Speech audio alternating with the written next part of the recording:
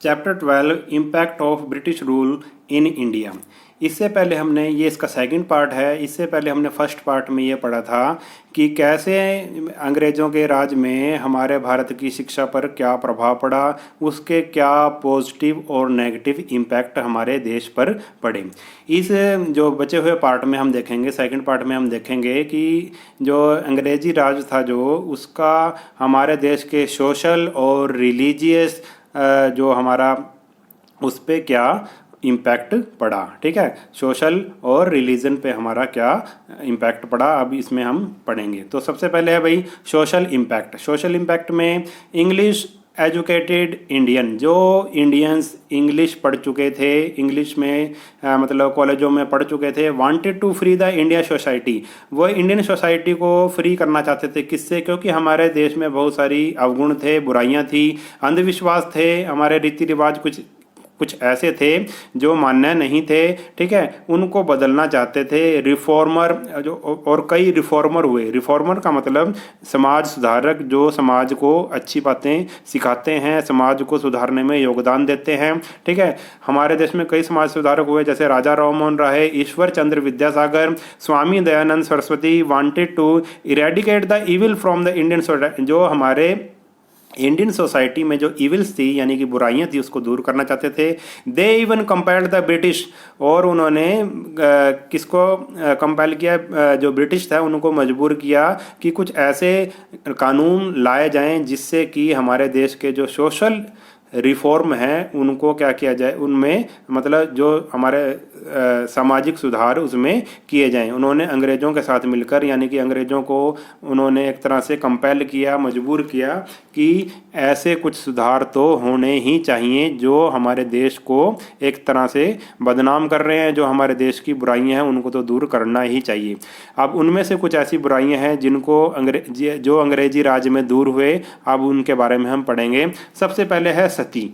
देखो ये सती प्रथा क्या थी? इसमें क्या होता था, जो विडो होती थी, मान लो किसी मतलब लेडीज का अगर पति मर जाता है तो उस लेडीज को क्या करना पड़ता था? भी बर्न हर सेल्फ, अपने आप को जलाना पड़ता था। Funeral pyre of her husband, जो पति की जो चिता होती थी उसी के साथ ही औरत को एक तरह से आप कहो कि जला दिया जाता था, उसको जलना पड़ता था। ठीक है, तो ये क्या थी? सती प्रथा। बहुत ही ये एक तरह से हमारे समाज पर ये प्रथा धब्बा थी। ठीक है, कि भाई एक मतलब अगर किसी का पति मर जाता है तो उसको भी उसके साथ ही जला दिया जाता था। और ये प्रथा कब बंद हुई भाई? 1829 को बंद हुई। किसने बंद किया? गवर्नर जनरल विलियम बेंटिंग ने इस पर रोक लगा दी कि अब कोई भी ये प्रथा नहीं अपनाएगा। सती प्रथा पर बिल्कुल बैन कर दिया गया। नाम याद कर लो, गवर्नर जनरल था विलियम बेंटिंग। और किसने मतलब इसको बार बार ये करने के लिए कहा? तो वो थे राजा राममोहन राय। राजा राममोहन राय ने बार बार विलियम बेंटिंग से मिले और कहा कि इस प्रथा को तुरंत बंद कर दिया जाए, और ये 1829 को कानून बन गया और इस प्रथा को बंद कर दिया गया।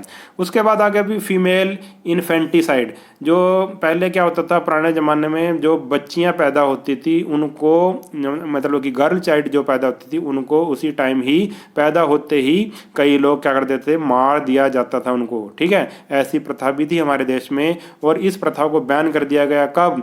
1870 को इस पर कानून बना के इसको बैन कर दिया गया बिल्कुल ही। उसके बाद आ गया चाइल्ड मैरिज। इसके बारे में तो आपको पता होगा कि पुराने जो जमाना था, अंग्रेजों का राज कह लो, उस टाइम क्या होता था भाई? 1 2 3 साल के बच्चों का ही क्या कर दिया जाता था? बाल विवाह कर दिया था, उनका बचपन में ही शादी कर दी जाती थी। ठीक है, तो इस पर 1891 में पहले रोक लगाई गई और फिर दोबारा से 1929 को रोक लगाई गई। ठीक है, फिर शारदा एक्ट ऑफ 1929 लागू किया गया, जिसमें क्या था भाई? एज फिक्स कर दी गई भी। लड़की की एज कितनी होनी चाहिए? जिसकी शादी करनी है उसकी एज कम से कम 18 साल होनी चाहिए, 18 ईयर्स होनी चाहिए। और लड़के की एज कितनी होनी चाहिए? 20 ईयर्स ऑफ, मतलब कि लड़के की एज 20 ईयर होनी चाहिए शादी के लिए कम से कम, और लड़की की एज कितनी होनी चाहिए? 18 ईयर होनी चाहिए। अगर इससे कम है तो वो एक तरह से कानून के विरुद्ध हो जाएगा। ठीक है, नेक्स्ट है भाई window remarriage act. Window remarriage act पहले क्या होता था भाई? अगर किसी लेडीज़ का पति मर जाता था तो क्या होता था भाई, वो दोबारा शादी नहीं कर सकती थी। ठीक है, ऐसे हमारे समाज में कुछ कुरीतियाँ थी, कुछ आप कह लो बुरी बातें थी। अब उस पर भी बैन लगा दिया गया। ठीक है, एक कानून बना दिया गया 1856 पे। अब क्या है भाई, लेडीज़ अब दोबारा जिसका पति मर जाए वो दोबारा से शादी कर सकती थी। इट वाज द और किसकी मतलब किसने इसके लिए ज़्यादा प्रयास किया, वो थे ईश्वर चंद्र विद्यासागर। उन्होंने लेडीज़ के लिए बहुत काम किया और उनके प्रयासों से ही क्या भाई दोबारा से एक क्या बन गया, एक कानून बन गया जिससे कि लेडीज़ दोबारा से शादी कर सकती थी। अब आ गया भाई, many educated women also join the welfare program in 1927। और कई मतलब अब लेडीज़ भी एक तरह से जागरूक हो गई, पढ़ना लिखना शुरू कर दिया और उन्होंने भी एक वेलफेयर प्रोग्राम बनाया 1927 में। और क्या, all India women's conference was organised. ठीक है, एक तरह से ऑर्गेनाइजेशन बना दी गई, उसका नाम था ऑल इंडिया वुमेन्स कॉन्फ्रेंस। ठीक है, ये किसके लिए काम करती थी भाई, ये औरतों के लिए काम करती थी ये कॉन्फ्रेंस। ठीक है, gradually the Indian society came to accept the equality of man and women. और धीरे धीरे क्या हुआ भाई, इंडियन सोसाइटी में आदमी और औरत को एक तरह से बराबर समझा जाने लगा। ठीक है, तो ये थे हमारे कुछ सोशल इम्पैक्ट थे जो अंग्रेजी राज में पड़े। ठीक है, अब हम करेंगे भाई जो ब्रिटिश रूल में हमारे जो सोशियो रिलीजियस रिफॉर्म थे, क्या क्या सुधार हुए हमारे देश में, धार्मिक बातों में या सामाजिक बातों में क्या क्या सुधार हुए। ठीक है, अब पढ़ेंगे हम। In the beginning, only the elite classes were campaigning against the discrimination of the so-called low caste, but later the lower caste themselves rose against social injustice and evil in the Indian society. शुरू में क्या था, जब अंग्रेजी शिक्षा आई, लोग पढ़ने लगे, तो सिर्फ जो इलीट क्लास थी यानी कि धनी लोग थे जो इंडिया के, वो ही किसके खिलाफ थे, भेदभाव के खिलाफ थे कि जो हमारे देश में जाति पाति का भेदभाव हो रहा है ये ठीक नहीं है। मगर धीरे धीरे बाद में जो लोअर कास्ट के लोग थे, लोग भी अब इसके विरुद्ध हो गए कि भाई ये जो हमारे देश में ज़्यादा ही जाति पाति को माना जाता है ये ठीक नहीं है, ये एक तरह से क्या है, अन्याय है। Many social religious reform movement, बहुत से अब रिफॉर्म मूवमेंट शुरू हो गए, आंदोलन शुरू हो गए। ठीक है, इसको दूर करने के लिए, इन बुराइयों को दूर करने के लिए लगभग सारे भारत में ये शुरू हो गए। अब let us discuss some religious reformer. अब हम कुछ रिलीजियस रिफॉर्मर है जो समाज सुधारक हुए हैं उनके बारे में पढ़ेंगे, जो हमारे देश में हुए हैं, महापुरुष हुए हैं, उनके बारे में हम पढ़ेंगे कि उन्होंने क्या क्या सुधार किए, क्या क्या आंदोलन किए। तो सबसे पहले आता है नाम श्री नारायण गुरु और इनका ये जन्म है 1854 से 1929 को। तो ये एक हिंदू संत थे और सोशल रिफॉर्मर थे। रिफॉर्मर का मतलब जो सुधारक होता है, समाज को सुधारता है, अच्छी बातें बताता है। ठीक है, born in Ezhava community of Kerala में इनका जन्म हुआ था। कंपेन अगेंस्ट किसके विरुद्ध थे ये, किसके विरुद्ध आंदोलन शुरू किया उन्होंने, कास्ट सिस्टम के विरुद्ध, अनटचेबिलिटी छुआछूत के विरुद्ध, और जो ब्राह्मण डोमिनेंस था यानी कि जो ब्राह्मणों का राज था, ब्राह्मणों को ही सबसे श्रेष्ठ माना जाता था, उसके ये विरुद्ध थे। ठीक है, और उन्होंने क्या किया भाई, कंस्ट्रक्टेड अल्टरनेट टेम्पल, कुछ अल्टरनेट टेम्पल बनाए और उन्होंने कहा कि भगवान एक है और सभी लोगों की कास्ट एक है और सभी लोगों का धर्म एक है। ठीक है, तो वो किसके विरुद्ध थे भाई, किसके विरुद्ध उन्होंने आंदोलन किया, उन्होंने ब्राह्मणों के विरुद्ध एक तरह से आंदोलन किया कि ये जो लोअर कास्ट के लोगों को ये अच्छा नहीं मानते, जबकि उन्होंने कहा कि भाई अब हमें किसी से भेदभाव नहीं करना चाहिए, सभी लोग एक तरह से बराबर हैं। ठीक है, तो उसके बाद आगे भाई ज्योतिबा फूले। ठीक है, ये है 1927 को इनका जन्म हुआ, 1827 को जन्म हुआ था और 1890 की इनकी डेथ हुई थी। अब ये भी सोशल रिफॉर्मर थे और महाराष्ट्र में ये पैदा हुए थे और उन्होंने क्या फाउंड किया था, क्या सत्य शोधक समाज की इन्होंने स्थापना की थी। That work for the upliftment of low and oppressed class, जो नीचे लोअर कास्ट के लोग थे उनको उठाने के लिए उन्होंने क्या किए थे भाई, कार्य किए थे। उन्होंने क्या बनाए, स्पेशल स्कूल बनाए फॉर अंडर प्रिविलेज्ड क्लास, जिन लोगों को उस टाइम पढ़ने की भी अनुमति नहीं थी उन लोगों के लिए भी उन्होंने क्या बनाए भाई, उस टाइम स्कूल बनाए। कैंपेन चलाया किसके खिलाफ, removal of untouchability and upliftment of lower class took the form of anti ब्राह्मण मूवमेंट। उन्होंने क्या चलाया भाई, एंटी ब्राह्मण मूवमेंट चलाया, क्योंकि पहले क्या थे भाई, ब्राह्मण को ही सबसे श्रेष्ठ माना जाता था, बाकी जातियों से क्या किया जाता था भाई, जो लोअर कास्ट थी उनसे बहुत ज़्यादा मतलब भेदभाव किया जाता था। इसके खिलाफ उन्होंने क्या चलाया भाई, एक तरह से कैंपेन चलाया। उसके बाद आया वीरसलिंगम कांडुकोरी, ठीक है, ये है 1848 से 1919 तक। Consider prophet of modern Andhra Pradesh में पैदा हुए थे। उन्होंने भी क्या किया भाई, सोसाइटी रिफॉर्म किए बहुत सारे, और जो भी ऑर्थोडॉक्स कस्टम थे, यानी कि जो पुराने रीति रिवाज थे जो अच्छे नहीं थे, और जो अंधविश्वास थे, सुपरस्टिशंस थे, उनके खिलाफ वो लोगों को उन्होंने क्या किया भाई, जागरूक किया। रोट नॉवल, उन्होंने नॉवल लिखे, ड्रामा लिखे, बुक्स लिखी, ठीक है, और हिस्ट्री इन तेलुगु भाषा में लिखे। मैगजीन उन्होंने बनाई एक विवेक वर्धिनी नाम की एक मैगजीन उन्होंने शुरू की, इन विच, और उस मैगजीन में क्या करते थे वो, क्या कैसे विचार प्रकट करते थे कि वुमेन की एजुकेशन होनी चाहिए, विडो की रीमैरिज होनी चाहिए, राइट ऑफ वुमेन, और औरतों को ज़्यादा से ज़्यादा अधिकार मिलने चाहिए। ही अपोज्ड, उन्होंने कन्या शुल्कम का अपोज किया, यानी कि प्राइस ऑफ ब्राइड, यानी कि जो एक तरह से आप यूँ कह लो कि दहेज का इन्होंने विरोध किया। Marriage of old man with young girl, पहले क्या होता था कि भाई बूढ़े बूढ़े की शादी भी यंग जो लड़कियों से कर दी जाती थी, इसका भी उन्होंने क्या किया भी, विरोध किया। उन्होंने कहा कि भी ऐसा नहीं होना चाहिए। उसके बाद आगे भी पेरियार ईवी रामास्वामी, इनका है 1879 को जन्म है, और 1973 को इनका क्या है, इनकी डेथ है। बोर्न इन तमिलनाडु, ये तमिलनाडु में पैदा हुए थे, और क्या थे ये, एक क्रांति, आप ये लगा लो कि भैया एक तरह से क्या थे, क्रांतिकारी थे। लेफ्ट कांग्रेस, ये पहले कांग्रेस पार्टी में थे, और उन्होंने कांग्रेस पार्टी को 1925 को इन्होंने छोड़ दिया, क्योंकि वो ये महसूस करते थे कि भाई जो ये कांग्रेस पार्टी है ये सिर्फ ब्राह्मणों के लिए ही काम करती है, और उन्होंने इस पार्टी को कहा ए फोर्ट ऑफ ब्राह्मण की, है तो ये पार्टी तो ब्राह्मणों का एक क्या है, किला है, ठीक है।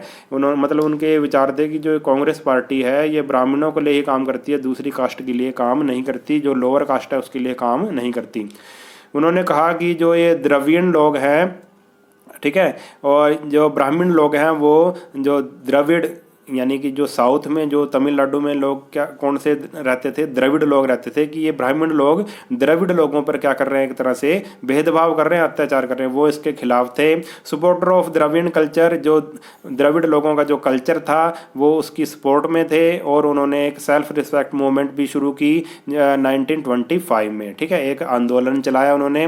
और उन्होंने कौन कौन से प्रिंसिपल को प्रोपेगेट किया कि भाई नेशनलिज्म, देशभक्ति, सेल्फ रिस्पेक्ट होनी चाहिए, वुमेन को राइट मिलने चाहिए, और इरेडिकेट, और जो ये कास्ट सिस्टम है ये ख़त्म होना चाहिए। ये इनके पेरियार के क्या थे, विचार थे। उसके बाद आ गए स्वामी दयानंद सरस्वती, इनके बारे में तो आप जानती होंगे, डीएवी स्कूल का नाम भी इन्हीं के नाम से है, ठीक है। ग्रेट सेज एंड फिलोसफर, बहुत ही मतलब बड़े आप लगा लो ये एक तरह से ऋषि थे, ठीक है, फिलोसफर थे, दार्शनिक थे, स्कॉलर थे, बहुत ही इंटेलिजेंट थे, और सोशल रिफॉर्मर थे, और ये इन्होंने बहुत बड़े समाज सुधारक थे। और ये एक ब्राह्मण फैमिली में पैदा हुए थे, और 1875 में स्वामी दयानंद ने आर्य समाज सोसाइटी की स्थापना की एट बॉम्बे, और बाद में वो लाहौर में भी इसकी कार्य किया उन्होंने, ठीक है, बॉम्बे और लाहौर में कार्य किया।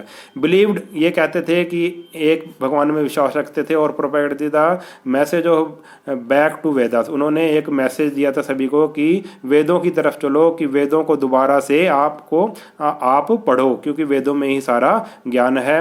और ये जो मूर्ति पूजा थे उसके खिलाफ थे, कि मूर्ति पूजा नहीं करनी चाहिए। स्टार्टेड शुद्धि मूवमेंट, इन्होंने शुद्धि मूवमेंट शुरू किया। शुद्धि मूवमेंट क्या था, रिकन्वर्ट हिंदूज, कुछ जो हिंदू लोग हैं वो दूसरे धर्मों में चले गए थे, मुस्लिम बन गए थे, या ईसाई बन गए थे, या किसी अन्य धर्म में चले गए थे, तो उन्होंने एक मूवमेंट शुरू किया, शुद्धि मूवमेंट। इसमें क्या भाई, उन हिंदुओं को जो दूसरे धर्म में चले गए थे उनको वापस दोबारा से हिंदू धर्म में वो लेकर आए। ही अपोज्ड आइडल वर्शिप, उन्होंने मूर्ति पूजा का विरोध किया कि हिंदुओं को मूर्ति पूजा नहीं करनी चाहिए। चाइल्ड मैरिज का भी विरोध किया और कास्ट सिस्टम का भी उन्होंने विरोध किया। सपोर्टर ऑफ विडो मैरिज, और वो विडो मैरिज के क्या थे, सपोर्टर थे कि भाई जो विधवा का दोबारा से विवाह होना चाहिए, और वुमेन एजुकेशन के वो पक्षधर थे, ठीक है, उसके साथ थे। वांटेड टू, और स्वामी दयानंद क्या करते, wanted to build a free strong and united India, वो क्या चाहते थे कि भाई हमारा देश आज़ाद हो, मजबूत हो और एक साथ हमारा सारा देश मिलके रहे, वो ये चाहते थे। नेक्स्ट आगे भी डॉक्टर भीमराव अंबेडकर, 1891 को उनका जन्म है और 1956 को उनकी डेथ है, ठीक है। पॉपुलर किस नाम से हैं, बाबा साहब के नाम, बाबा साहब के नाम से वो पॉपुलर थे।